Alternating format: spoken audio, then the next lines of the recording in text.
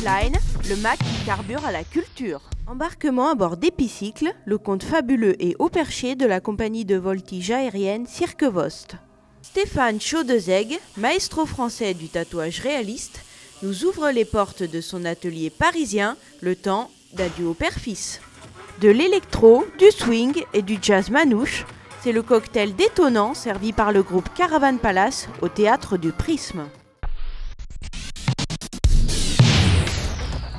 Mais tout de suite, direction Porte de Versailles à la Paris Games Week. Le jeu vidéo ne semble pas être touché par la crise économique. Les chiffres parlent d'eux-mêmes et les professionnels le constatent. Avec un chiffre d'affaires de 2,7 milliards d'euros l'année dernière en France, le secteur se porte bien. La Paris Games Week a réussi son pari. Pour sa 4e édition qui s'est tenue début novembre à la Porte de Versailles, ses organisateurs espéraient environ 200 000 visiteurs. Et c'est quelques 212 000 visiteurs qui ont parcouru durant 5 jours les couloirs du salon cette année pour venir essayer leur jeu préféré. Le succès grandissant du salon s'explique par la volonté des organisateurs de ne plus s'adresser qu'aux joueurs professionnels et aux hardcore gamers, ces joueurs capables de passer des heures la manette à la main. L'édition 2012 se veut grand public, permettant ainsi de capter les familles et les casual gamers, les joueurs occasionnels. Ces derniers marquent en effet depuis plusieurs années l'évolution de l'industrie du jeu vidéo ludique. Les visiteurs, qu'ils soient des curieux ou des passionnés, ont bien noté cette tendance. La place de choix faite aux enfants et aux social games sur le salon témoigne de cet engouement général. C'est ouvert à plusieurs publics. Avant c'était restreint, tout ce qui était jeux pour enfants, tout ça il n'y avait pas. Maintenant c'est vrai que c'est beaucoup plus basé famille, enfants, il y en a pour tout public.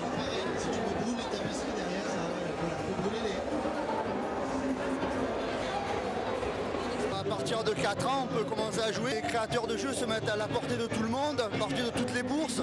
C'est pour ça que je pense que ça s'est démocratisé, ça touche beaucoup plus de monde. Autant les plus jeunes que les plus vieux, tout le monde peut jouer, chacun son niveau. Certains n'hésitent pas à parler d'âge d'or du jeu vidéo. Porté par d'impressionnants records comme celui de Call of Duty Modern Warfare 3, produit culturel le plus vendu au monde durant sa première semaine de commercialisation. Loin devant CD et DVD avec 775 millions de dollars en 5 jours.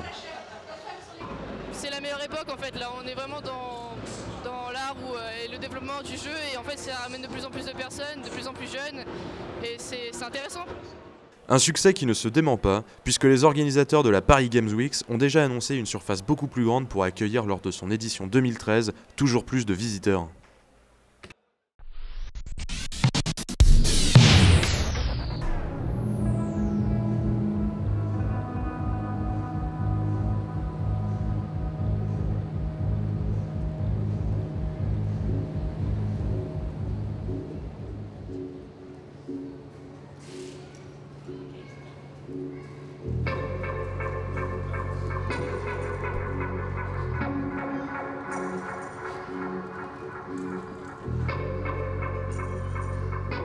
Ce métier-là, c'est vraiment beaucoup de travail. Parce que c'est nous qui montons le chapiteau, c'est nous qui démontons le chapiteau. Et on monte la structure, enfin voilà, on participe à tout. Surtout que nous, on fonctionne en collectif. Donc quand on prend une décision, on est tous à la prendre. Ce qui est intéressant et ce qui peut être long des fois, parce que ça peut prendre du temps d'être tous d'accord sur une même chose. Mais en même temps, quand on est tous d'accord, c'est magique parce qu'on est tous sur la même longueur d'onde, quoi.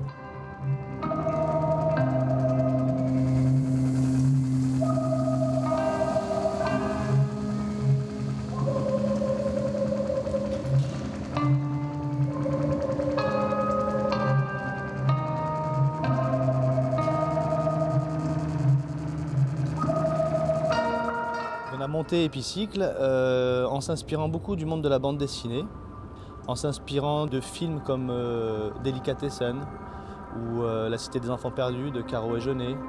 Voilà, on a pris des univers et on a essayé de construire le nôtre.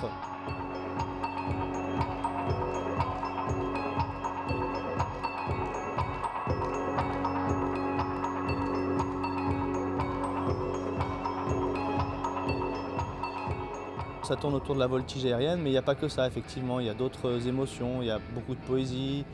On a construit un peu ce spectacle autour des disciplines aériennes, mais on a quand même ajouté une petite théâtralité, c'est-à-dire qu'on a des personnages. Alors on ne raconte pas d'histoire parce qu'on n'est pas des comédiens, On ne fait pas du théâtre, mais on a une théâtralité dans le mouvement, c'est-à-dire qu'on a un personnage, on a un costume qui fait que on accentue les mouvements ou alors il y a des relations. Voilà, on a travaillé des relations entre les personnages.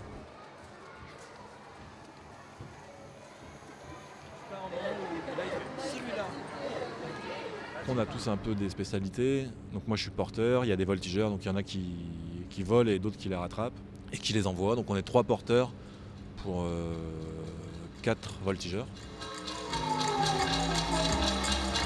La relation entre le porteur et le voltigeur, ce qui est vraiment important, c'est d'établir la confiance parce que le voltigeur il fait des acrobaties très haut, voilà, des choses qui sont un peu quand même risquées, dangereuses, donc il faut qu'il ait vraiment confiance dans son porteur.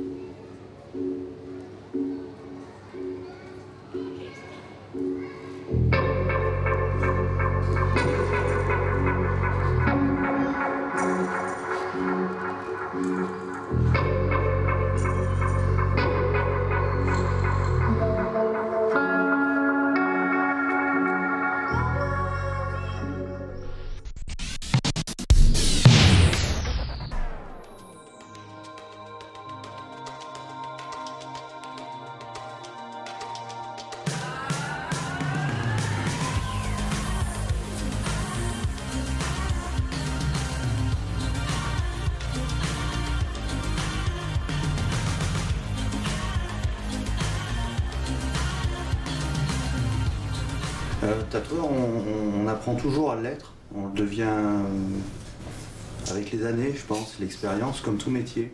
Je l'ai découvert enfant, ça m'a toujours fasciné, symbolisait une forme de puissance, mais aussi de rébellion.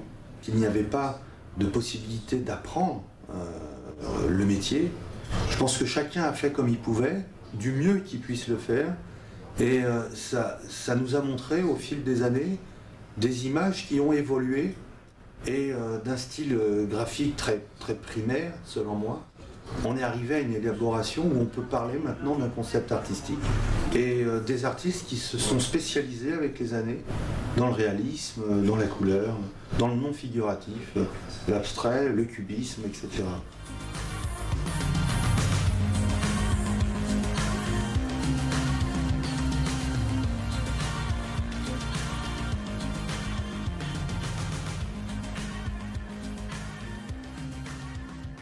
Oui, on peut parler d'affaires familiales.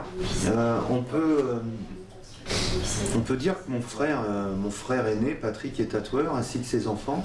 Mon fils également, Steven,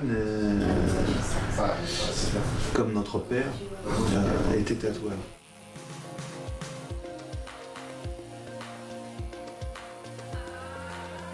Donc cette notion de transmission, je pense qu'elle n'est pas volontaire. Et je dirais même que quand Steven, à 5 ans, me dit qu'il veut être tatoueur, c'est plus un cas de conscience. Et je me dis que par identification au père, forcément le petit garçon qui idolâtre un peu son papa, hein, et après avoir pensé à être pompier, policier, gendarme, et peut-être même gentleman cambrioleur, tatoueur, c'est bien. Il vit du tatouage depuis qu'il a 16 ans, ça veut dire qu'il a entamé son apprentissage depuis qu'il est né en quelque sorte. Et quand je vois mon fils gagner sa vie honnêtement, avec un métier qui était considéré comme étant particulier, et avec ces 2 casquettes toujours, comme je vous expliquais tout à l'heure, on peut s'exprimer par le biais du tatou et être un artiste. Yo soy un artiste, oui. Mais le tatouage fait référence une fois de plus à une demande, à une attente, celle de l'autre. On est un peu comme un passeur, comme un chaman. On est celui qui va, et j'insiste sur ce point, à un moment donné dans la vie de l'autre, le marquer. Et ça, c'est important.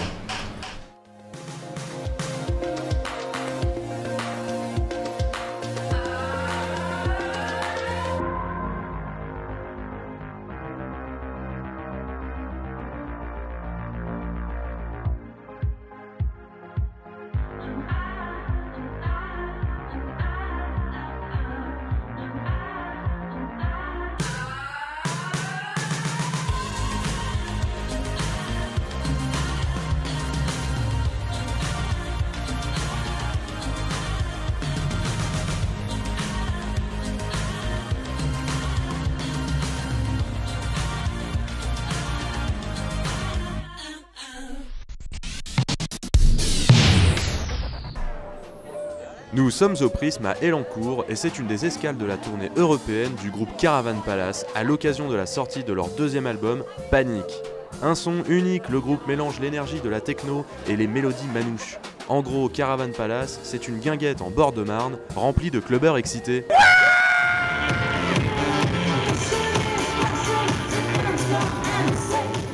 Franchement, je suis super heureuse d'aller les voir. C'est la première fois que je vais les voir, même si j'écoute pas beaucoup.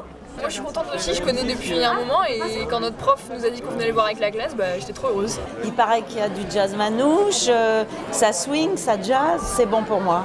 C'est qui vous a fait découvrir ce groupe? Peut-être Radio Nova. Franchement, de ce que j'ai entendu, je pense que je vais bien aimer. Déchirer tout, continuez. Franchement, on attend un grand spectacle.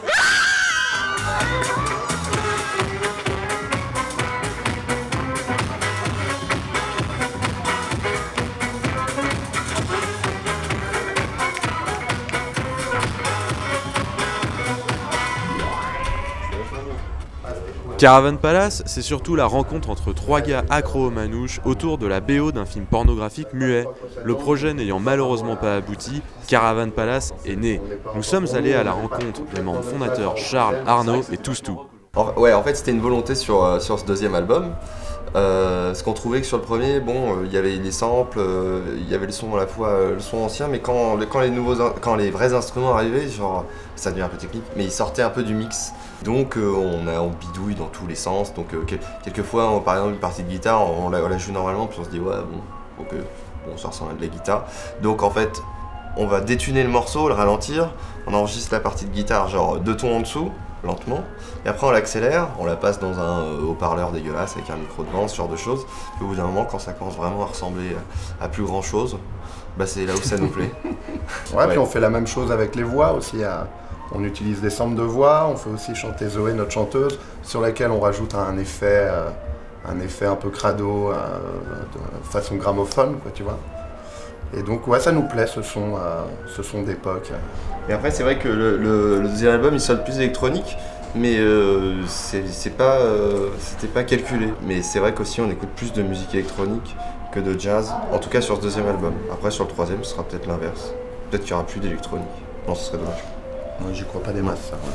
Vous sortez plus en boîte ou en jazz club en fait? Honnêtement en boîte, je crois. Ah bah oui. Oui, c'est sûr. Enfin, je suis pas un grand clubbeur, mais je vais plus en boîte qu'en club de jazz. Moi, je vais un peu en soirée swing. Bon, on arrive à la fin de notre interview et en fait, j'ai comme coutume d'offrir un cadeau aux artistes que je rencontre. Ouais, c'est bien, c'est cool. Voilà, c'est pour vous. On l'ouvre maintenant? Merci, c'est sympa. C'est bien comme coutume, ça. Pogo Car Crash Control. C'est la démo de mon groupe. Ah d'accord.